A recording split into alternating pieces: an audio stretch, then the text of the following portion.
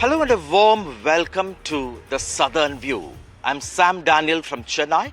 I'll also be joined by my colleagues Vijay, Uma Sudhir, Deepak Bopanna and Ashwin. Let's begin with some breaking news from Hyderabad. It's over to you, Uma.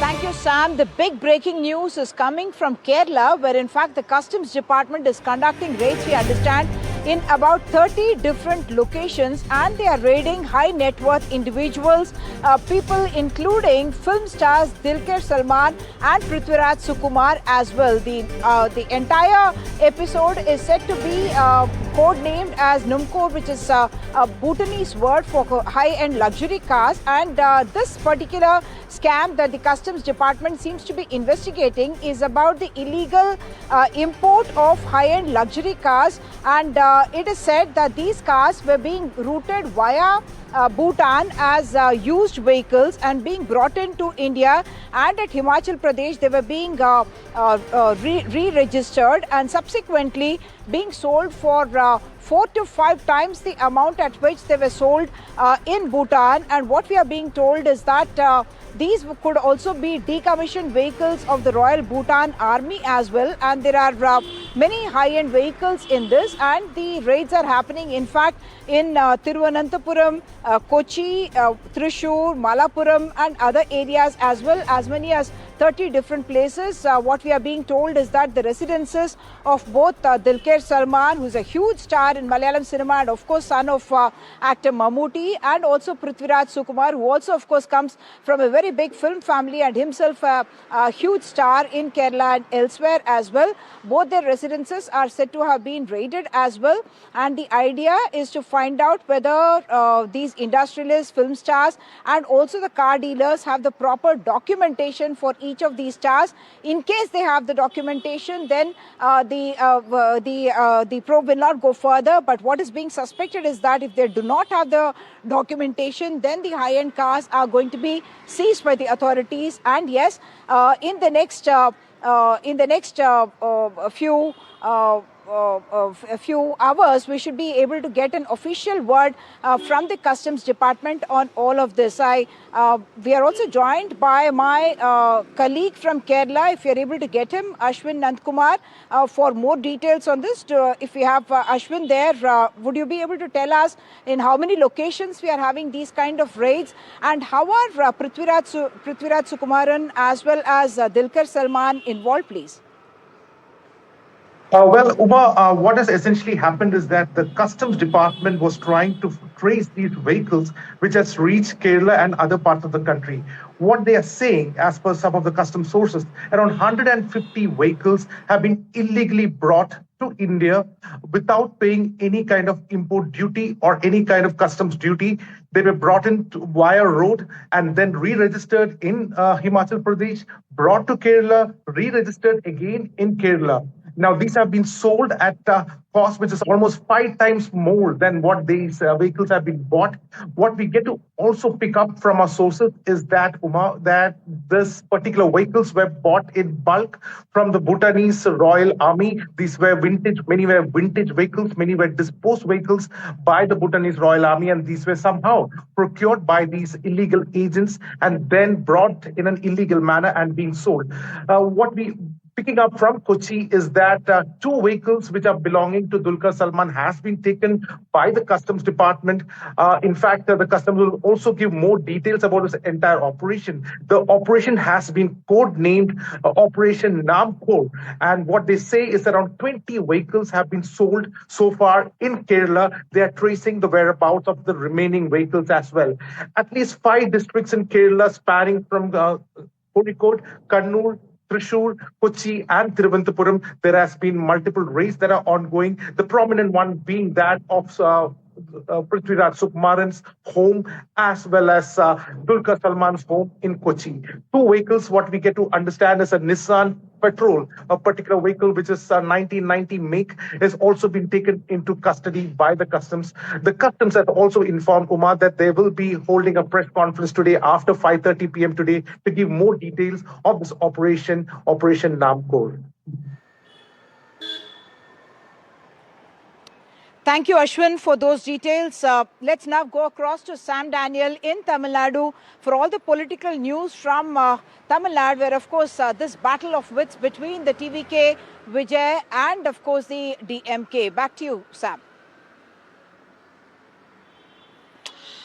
Thank you, Uma. That's right. Elections are 7 months away, but already the momentum has picked up in the state. And today, Chief Minister MK Stalin, who also heads the ruling DMK, held a meeting of MPs at the DMK headquarters. We understand MK Stalin asked his MPs to work hard, just the exact way the MLAs had worked for their election in the 2024 Lok Sabha polls. They have been given specific instructions. This could mean both work in terms of physical labor and also contribution to pave way for the party's victory. The ruling DMK is aiming for a second consecutive term. Its alliance is intact, but you have a new challenger this time. Besides the traditional AIADMK, the state is also seeing a star power in Vijay, who is making his electoral debut. At the same time, in the other camp, in the NDA camp led by AIADMK, last night in fact, Annamalai, the BJP leader, had met TTV Dhinakaran, the chief of AMMK, who had recently walked out of the NDA. He demands change in leadership in AIADMK for him to return to the NDA fold. But at the moment, it's not clear what was offered, what was accepted. But certainly, the BJP does not want leaders like TTV Dhinakaran and OPS, who walked out of the NDA, to be that way. They're trying hard to bring them back. Joining me now is my colleague Vijay to help us understand why TTV Dhinakaran is so important, although he himself commands just a 2% vote share in Tamil Nadu. Vijay? As you mentioned, TTV could have 2% vote, but the TTV has a dominant caste behind him. You know that even TTV and O Pannirselvam has a prominent vote share in southern, especially in southern district. So Annamalai believes that they don't want to lose that thing from in NDA alliance, because they have been aligned with AIADMK. BJP is in alliance with AIADMK, but they want to re-invite that NDA. TTV Dhinakaran and O Pannirselvam into the alliance. You know that TTV Dhinakaran but demanded that EPS should not be the face of AIADMK, NDA CM candidate. But however, yesterday on Sunday night there was a meeting between TTV Dhinakaran and Annamalai. Today Annamalai revealed that he met TTV Dhinakaran in his residence. He also said that he invited TTV Dhinakaran into the alliance again. But however, it is up to TTV Dhinakaran whether to accept it or like that Annamalai mentioned. But the thing is, we have to carefully note that yesterday even Nayanar Nagendran was in Delhi. He met BJP senior leaders, even though he said that that was he invited BJP leaders for his campaign, which is about to start from October 1. But that, according to our sources, there was a possible discussion about present situation in Tamil Nadu politics. Even Nayanar Nagendran met Edapadi Palanisamy in Salem district. So Nayanar Nagendran was clear, like EPS would lead the NDA alliance in the state, he would be the CM candidate. But Annamalai has some soft corner with O Pannirselvam and TTV Dhinakaran, because he believes that TTV Dhinakaran and O Pannirselvam was one who helped BJP in 2024 when AIADMK left NDA alliance. We know that that time TTV Dhinakaran and O Pannirselvam was part of BJP. Annamalai reiterated that they were his close friends. So he want TTV Dhinakaran into the alliance. He even mentioned that he is likely to meet O Pannirselvam also. He will call O Pannirselvam also reconsider a decision to return to NDA alliance. Right. Thank you, Vijay. There's some breaking news. Tamil Nadu Chief Minister MK Stalin has hit out at Prime Minister Modi on the GST cuts that came into effect from yesterday, and also over the question of the centre allegedly denying or withholding funds for Tamil Nadu over the non-implementation of the new education policy, particularly the 3-language formula, which the Tamil Nadu government or the ruling DMK looks at as Hindi imposition.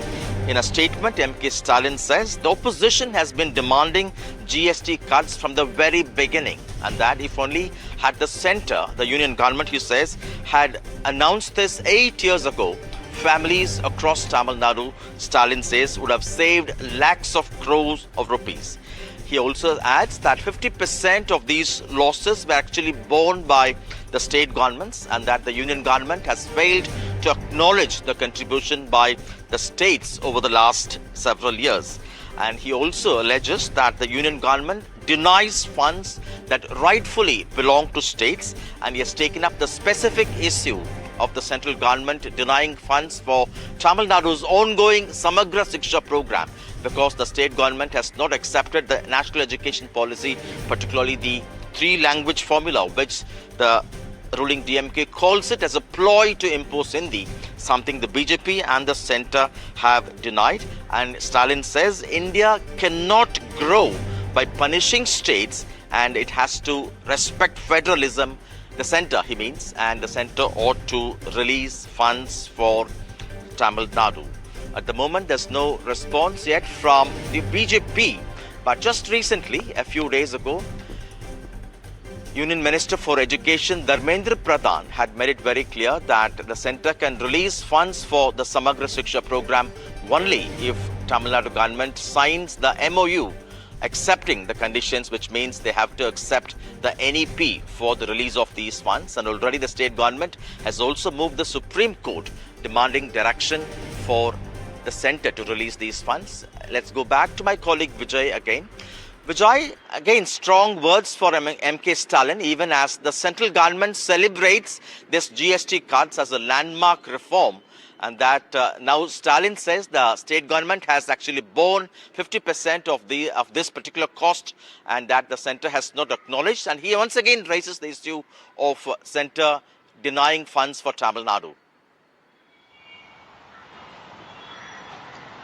That's right, Sam. Just now that DMK MPs meeting also got over in party headquarters, Annamalai. Even in that meeting, he advised MPs to take the issues concerning Tamil Nadu people, especially alleged that anti-people issue from BJP government. He asked MPs to create awareness among constituency people regarding such issues. After this only, he come up with this post where he had said that central government, he criticized Modi government on GST cuts and denial of funds for the Tamil Nadu. He even mentioned about that Samagra Shiksha funds, which is pending for the state of Tamil Nadu. Even yesterday, we saw Anbil Mahesh, education minister, reacting to that. He said that union government is so adamant without releasing that fund. He also mentioned that state government is improving in terms of education. State government is showing results, but still union government is not releasing funds as Tamil Nadu is not accepting three-language policy. This is the same thing we have seen from tweet of Tamil Nadu Chief Minister. He also mentioned that why government opposition has been demanding GST cuts, which from very beginning, but government didn't do that for past 8 years. So this is all what CM has been mentioned in that. Even in today's MPs meet, he asked MPs to create certain these type of issues among people ahead of 2026 elections. Thank you, Vijay, for that perspective. The larger picture, opposition ruled states in Tamil Nadu alleging the centre discriminating when it comes to release of funds. The matter, of course, has been taken to the court by the Tamil Nadu government. That's all from Tamil Nadu. Now it's over to my colleague Deepak Bopanna in Bengaluru for news on what many call as Bengaluru's crumbling infrastructure. Deepak, it's over to you. Thank you, Sam. Yes, as far as the infrastructure in the city is concerned, several questions have been raised by the citizens, by opposition, by corporate honchos, and many more across the country.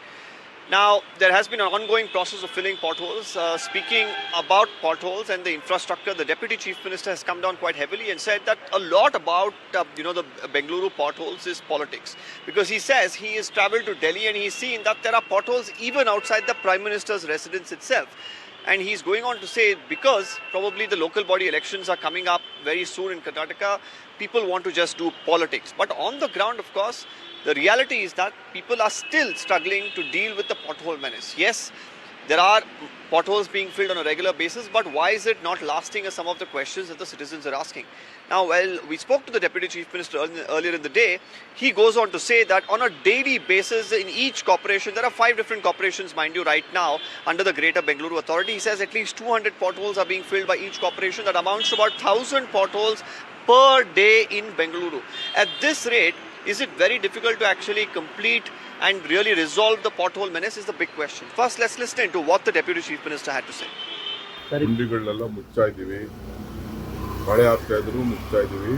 ದಿನಕ್ಕೆ almost ಒಂದೊಂದು corporation 200 ಚಿಕ್ಕ 1000 ಅಷ್ಟು ಗುಂಡಿಗಳನ್ನ ಮುಚ್ಚುವಂಥ ಕೆಲಸ ನಡೀತಾ ಇದೆ.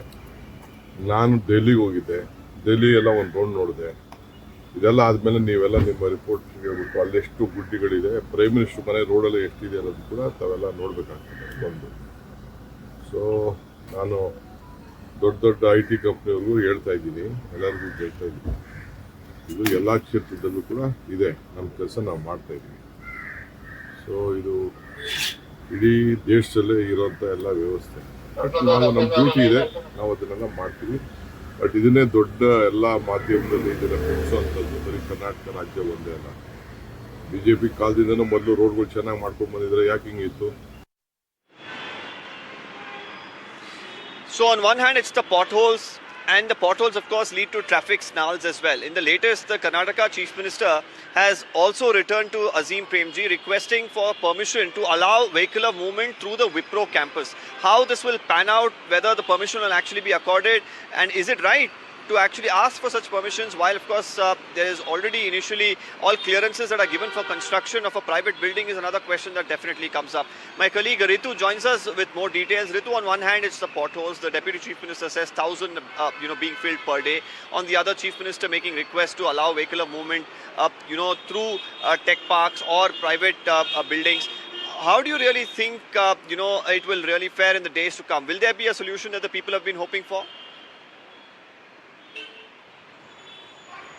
Well, you see, Deepak, on one hand, there is a blame game that is on regarding the civic infrastructure in the city, where you have the Deputy CM Sukumaran making it clear, saying that it's not just the issue in IT city, but there are other cities as well, in different states as well, where there are similar issues of the potholes. But yes, the efforts are on here in the city to fill these potholes and provide a smooth travel to the people. But however, you see, on the other side, it's the same government which is trying to seek the help of these companies to come forward and join the hands with the government to ease the traffic in the city. Now, needs to be seen, because for the security reasons, will the Wipro campus really allow for this help that the CM is seeking for? That's something that needs to be seen. And also remember, there's also a huge maintenance that it takes as well, because since it's a private property, there's going to be a big question on those kind of questions as well. So yes, whether Wipro will be fine to help the government for the public reasons, or they will have to protect the interest of the employees and the company, that is something that would really be interesting to see.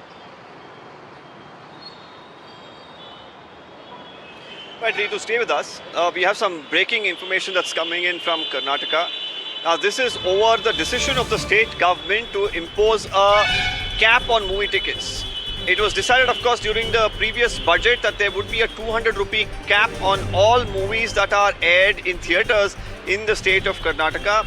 Very recently, of course, it was notified as well, but then we had the Multiplex Association and a few other stakeholders who knocked the doors of the Karnataka High Court and said that this is completely arbitrary, it is wrong, it is against the principles of natural justice, and more importantly, it's for the consumer to decide if he wants a luxury service and if he wants to pay more. And there are no provisions to make these sort of rules, is what they had argued. Right now, there has been a setback, you could say, to the state government, and some relief for the Multiplex Association and the other stakeholders who moved the Karnataka High Court. The update that we have is that there has been a stay that has been granted on the cap that was imposed by the state government. Ritu, take us through what happened in court, and more importantly, what does this mean? Because this was something that the state government took major pride in and said the film industry itself wants something like this, but the High Court, of course, putting a stay to all of that. Well, you see, obviously what happened in the court remains to be very important as well, but outside the court it is for the audience, the passionate audience who really wanted to watch their interesting movies with the smaller amount. Now that's something that the audience were waiting for, some sort of relief that would really help them out as well. But you see, on the other side, what is obviously very challenging is for the movie makers, because they shell out huge money in making these movies. So that's the reason they would want to make profits out of it, or obviously cover their cover prices of the movies as well. So that is something important for them. Now therein, but you have the High Court which has now put a stay on it. Now needs to be seen how is that the government is going to take this up for the public in the city and also the movie watchers. Right, stay with us. Apart from the cap on the movie tickets getting stayed in the High Court, there's also the caste survey, or the socio-economic survey rather, that's going on in the state of Karnataka. It started yesterday. There are over 1.5 lakh enumerators who've hit the ground. They are going door to door. There's an application that has been prepared. The survey is going on with full flow, but of course there are certain hiccups. There are some technical problems that certain enumerators are facing when they go visit some people. In Belagavi, we've seen a bunch of people protest as well, saying, well, they have certain disabilities. However, the government has still decided to have them go from door to door, and it's becoming extremely difficult. Some of them are citing health reasons. So, a myriad of problems. But the biggest, of course, challenge for the state government is the PILs that have been filed in the Karnataka High Court challenging the survey itself and the need to do it. While some of them argue that it is not under the prerogative of the state government to even conduct a survey like this, the others argue that it is completely wrong for the state government to do it. Ritu, today at 2:30, I believe the state High Court will be hearing a batch of petitions, could also possibly pass an interim order. Is there a possibility that there could be a stay on the survey? How are things really looking? No, but what is really going to be interesting is that what's going to happen inside the courtroom. Obviously, the kind of submissions that are going to happen as well from the government side. Of course, there are a lot of block roads as well, even as that the caste census survey is on. Now, whether that would really lead to a huge confusion, because we have seen with the Christian tags being tagged along with the various subcategories as well. Now, something that all this will be really considered by the court as well, to see to it whether this is really an authentic way to do it. Is there really a need to do it in this way, or probably it can be done in the other way as well. So whether there would be some sort of these kind of judgment that would get really passed inside the court, that needs to be seen. Well, of course, we'll keep a close track of what's happening there at the Karnataka High Court pertaining to the caste census. Moving on to some other story coming to the fore from Bengaluru. This is pertaining to a brutal murder of a young woman. This is by her husband, that too in front of her own child. It happened yesterday. The woman, identified as Rekha, was stabbed about a dozen times, is what we're picking up from the police. She was rushed to the hospital by the people who noticed what had happened. She was standing at a bus stop, I'm told, when this incident happened. Ritu, I believe that the accused right now has been arrested. Take us through the investigative details here. Yes, Deepak, this is a very shocking incident that has occurred here in the Bengaluru itself, where that you see this particular husband was suspicious about a wife having alleged relationship with someone else. Now that's the reason on those lines is when that he goes on to take the step and in fact brutally murder her. Obviously she was rushed to a hospital, but she was declared broad dead as well. Now this whole scene unfolded right in front of a woman's child. Now that is something very heartbreaking as well. On the other side, now what we are also picking up from the police is that the accused has been arrested as well. The further investigation is on to understand what was the real motive, whether there were other motives also included in it. That is something that we'll have to wait for some more time for police to come out and give us more details. Right. Now, meanwhile, of course, the Dharmasthala investigation continues by the special investigation team. The controversy surrounding it, of course, doesn't seem to end. In the latest, we have BJP MP Tejasvi Surya, who's hit out at 3 chief ministers. Karnataka chief minister, the Tamil Nadu chief minister, and even the Kerala chief minister. He says that this is an entire ecosystem that has been designed and operating to defame Dharmasthala. திரு ஸ்டாலின் அவர்களையும் திரு பினராயி விஜயன் அவர்களையும் நான் அவர்களை எப்படி அழைப்பேன் என்று சொன்னால் நாஸ்திக் டிராமாச்சாரி என்று தான் அழைப்பேன். அதாவது நாத்திகத்தை விரும்பக்கூடிய, டிராமா நடத்த வேண்டும் என்று நினைக்கக்கூடிய 2 நபர்கள் இணைந்து நாஸ்திக் டிராமாச்சாரியாக இந்த நிகழ்வை நடத்தி முடித்திருக்கின்றார். இவர்களாகவே கஷ்டப்பட்டு ஒரு கூட்டத்தை போட்டு ஐயப்பனுக்கு நாங்கள் இருக்கின்றோம் என்று சொல்லி அதன் மூலமாக இன்னும் தங்களுடைய பெயருக்கு களங்கத்தை ஏற்படுத்தி கொண்டிருக்கின்றார்கள். அன்பு சொந்தங்கள், திரு விஜயன் அவர்களுக்கு ஐயப்பனை பற்றி ஒரு மாநாடு நடத்துவதற்கு என்ன உரிமை இருக்கிறது என்பதுதான் அடிப்படையான ஐயப்ப பக்தர்கள் கேட்கக்கூடிய ஒரு கேள்வி.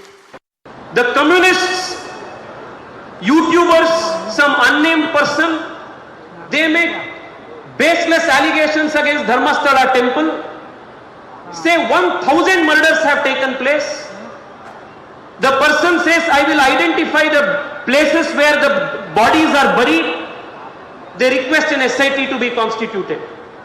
And they, because the communists knew that if Siddaramaiah will not, then they will get support from anti-Hindu Stalin and anti-Hindu Pinarayi Vijayan. The very next day, Siddaramaiah constitutes an SIT.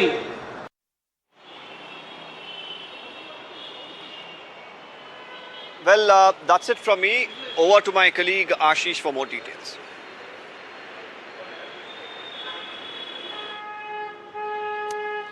Thank you, Deepak. This is Uma here. And yes, a kind of a tension that has gripped, the panic and tension that has gripped Telangana after the shortage of fertilizers all over the state. And over the last few days, we have seen kilometer-long lines and the policemen struggling really to maintain the queues of people who are waiting from early hours onwards in order to try and get their bit of the urea fertilizer.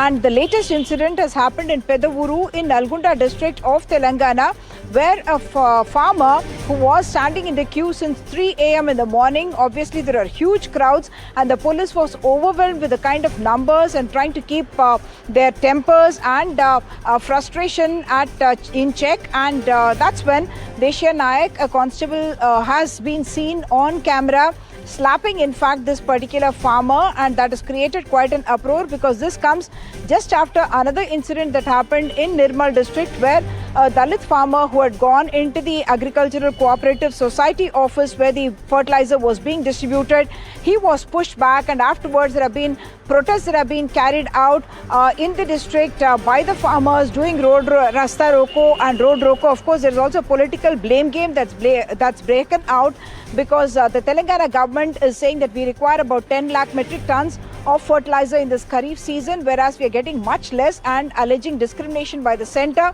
Whereas the BJP says this is mismanagement, black marketing and hoarding that is going on. Of course, the BRS is saying both the BJP as well as the Congress here have mismanaged, and therefore the farmers are struggling. Let's listen in to what Rajendra, who is in fact the in charge at the Cooperative Society office in Nirmal, had to say about his alleged kind of a pushing of farmers out of his office. చేయగానే ఇంకా రైతులు లోపలికి వచ్చి Aadhaar card link కూడా చేయడానికి అన్నప్పుడు నేనేమంటే మంది లోపలికి వస్తారు డిస్టర్బ్ అవుతుందని నేను లేచి ఇట్లా జరుగునానన్న అంతే. ఇంకా దానికి ఏమంది మెడల్ పట్టి బయట దొప్పారు, అది తప్పు. అది ఇంకా వేరే మంది ఉన్నారు, కావాలంటే అడగాలి.